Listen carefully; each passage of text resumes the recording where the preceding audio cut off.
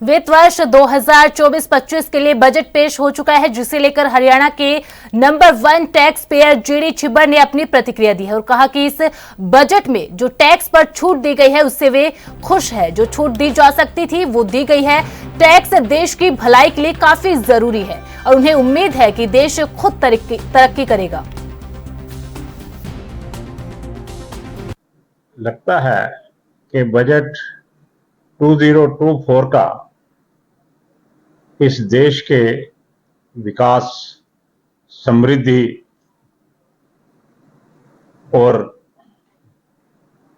तरक्की के लिए बहुत अहम रोल प्ले करेगा। इस बार ऑनरेबल फाइनेंस मिनिस्टर ने बड़ी इंटेलिजेंटली 7 सेगमेंट्स में इस बजट को बांट दिया। एक तो पहले उन्होंने एग्रीकल्चर ली, फिर employment, social justice, urban development, energy, infrastructure और इनोवेशन।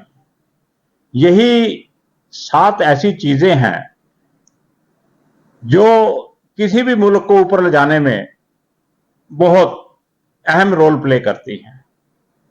अब एग्रीकल्चर, क्योंकि हमारा तो मुल्क ही कृषि प्रधान मुल्क है, हमारे मैक्सिमम लोग कृषि के ऊपर ही आधारित हैं। उनके लिए बड़ी अच्छी स्कीम्स लेके आए हैं, बच्चों के लिए एम्प्लॉयमेंट के लिए स्कीम्स लेके आए हैं और अर्बन डेवलपमेंट में खास करके जो आदमी हाउसिंग अफोर्ड नहीं कर सकते उनके लिए भी बड़ी अट्रैक्टिव स्कीम्स, ताकि उनको लोन मिल सके, उनको बेनिफिट हो सके, उनको सब्सिडीज मिल सकें। इसी प्रकार एनर्जी के लिए सोलर एनर्जी एक ऐसी चीज है जिसमें एक ही बार इन्वेस्टमेंट होती है, उसके बाद 20-25 साल आपको कुछ नहीं करना, आपको सिर्फ उसका बेनिफिट लेना है। और हमारी एनर्जी नीड्स के लिए सोलर एनर्जी ही एक ऐसी चीज है जो कि हमारी एनर्जी को बरकरार रख सकती है और नीड्स को खत्म कर सकती है। इसके अलावा इंफ्रास्ट्रक्चर है। इंफ्रास्ट्रक्चर तो मैं देख रहा हूं काफी सालों से, आज से 30-40 साल पहले अगर आपने किसी रोड के ऊपर जाना हो तो इतने इतने बड़े पोर्ट होल्स होते थे, इतने इतने बड़े खड्डे होते थे कि आपकी गाड़ियों की बुरी हालत हो जाती थी। अब देखिए वर्ल्ड क्लास, ऐसे लगता ही नहीं कि आप हिंदुस्तान की सड़कों के ऊपर या नेशनल हाईवेज पे ट्रैवल कर रहे हो।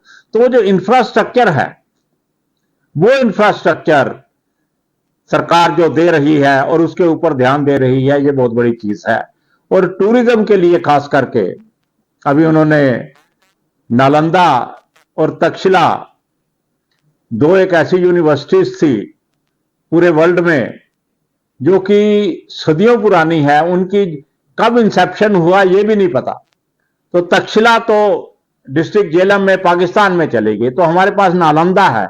अभी उन्होंने नालंदा को जो सरकार ने डेवलप करने का for tourist point of view और for education point of view जो ये आइडिया लिया है या जो इस बजट में उन्होंने ये सोचा है, मेरा ख्याल इससे टूरिज्म तो बढ़ेगा ही बढ़ेगा। हमारे अपने देशवासियों को हमारी जो सनातन संस्कृति है उसके बारे में भी पता चलेगा कि देखो हमारे ऋषि मुनियों ने कितना बड़ा त्याग किया था ऐसी यूनिवर्सिटी बना के और वहां बच्चों को पढ़ा के, जहां सब चीजें पहले ही